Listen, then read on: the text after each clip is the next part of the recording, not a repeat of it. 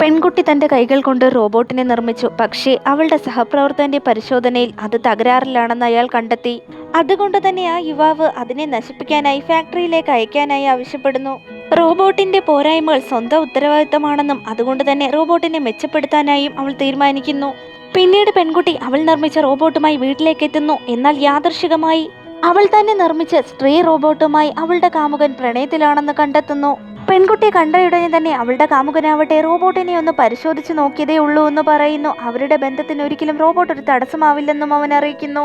ആ നിമിഷത്തിൽ തന്നെ അവളുടെ കാമുകനുമായിട്ടുള്ള എല്ലാ ബന്ധവും ഏർപ്പെടുത്തി അവൾ നിർമ്മിച്ച റോബോട്ടുമായി അവൾ അവിടെ നിന്ന് ഇറങ്ങുന്നു. പെൺകുട്ടി ആ റോബോട്ടിനെ കൂടെ കൂട്ടാനുള്ള കാരണം എന്തെന്ന് വെച്ചാൽ അവളുടെ മരിച്ചുപോയ മുൻ കാമുകനെ പോലെയായിരുന്നു അവൻ.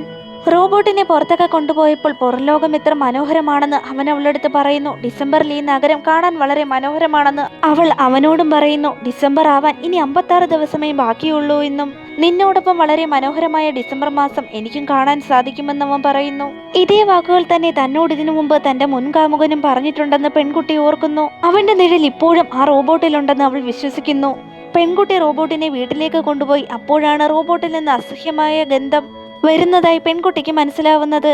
എന്നാൽ തനിക്ക് അറ്റകുറ്റപ്പണികൾ ആവശ്യമാണെന്ന് റോബോട്ട് അവളോട് പറയുന്നു.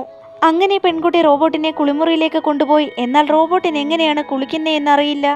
എങ്ങനെയാണ് മനുഷ്യർ കുളിക്കുന്നതെന്നുള്ളത് അവന് പെൺകുട്ടി പഠിപ്പിച്ചു കൊടുക്കേണ്ടി വന്നു. കുളി കഴിഞ്ഞു വന്ന റോബോട്ടിനെ കണ്ടപ്പോൾ തന്റെ മുൻകാമുകനെ പോലെ തന്നെയാണ് അവൻ എന്ന സത്യം അവളെ വല്ലാതെ ഞെട്ടലിലാഴ്ത്തി. പെട്ടെന്ന് തന്നെ റോബോട്ട് അവളിരിക്കുന്ന കസേര അവനടുത്തേക്ക് അടുപ്പിക്കുന്നു. പരിഭ്രാന്തിയോടെ തന്നെ പെൺകുട്ടി അവനെ തള്ളിമാറ്റി. എന്തിനാണ് തന്നെ വീട്ടിലേക്ക് കൊണ്ടുവന്നതെന്ന് റോബോട്ട് തിരക്കുമ്പോൾ തന്റെ ബന്ധുക്കളെയെല്ലാം തനിക്ക് നഷ്ടമായി എന്നും തന്റെ കൂടെ നിൽക്കാൻ ഒരാളെ ആവശ്യമുണ്ട്. അവന്റെ ജോലി എന്തെന്ന് വെച്ചാൽ എപ്പോഴും തന്നോടൊപ്പം നിൽക്കുന്നതാണെന്നും അവൾ ഓർമ്മപ്പെടുത്തുന്നു. അതിനുശേഷം പെൺകുട്ടി അവന്റെ ദേഹത്തേക്ക് ഒരു ബ്ലാങ്കറ്റ് ഇട്ടു കൊടുത്തു. പിറ്റേ ദിവസം തന്നെ അവന് പുതിയ വസ്ത്രങ്ങൾ വാങ്ങി. അവൻ ആ സ്യൂട്ട് വളരെ നന്നായി ചേരുന്നുണ്ടെന്നും അവൾ പറയുന്നു. തന്റെ ഒരു ഫ്രണ്ടിനും ഈ രീതിയിൽ സ്റ്റൈൽ ചെയ്യുന്നത് വളരെ ഇഷ്ടമാണെന്നും അവൾ റോബോട്ടിനോട് പറയുന്നു. അതവളുടെ മുൻകാമുകനാണോ എന്ന് റോബോട്ട് അവളോട് തിരക്കുന്നു. തന്റെ സ്വകാര്യമായ കാര്യങ്ങൾ അവൻ ചോദിക്കുന്നത് കൊണ്ട് തന്നെ പെൺകുട്ടി വല്ലാതെ ഷോക്കാവുന്നു. അവളുടെ കഴിഞ്ഞ കാലങ്ങളെക്കുറിച്ചുള്ള എല്ലാ വിവരവും ഈ റോബോട്ടിന് അറിയാമായിരുന്നു.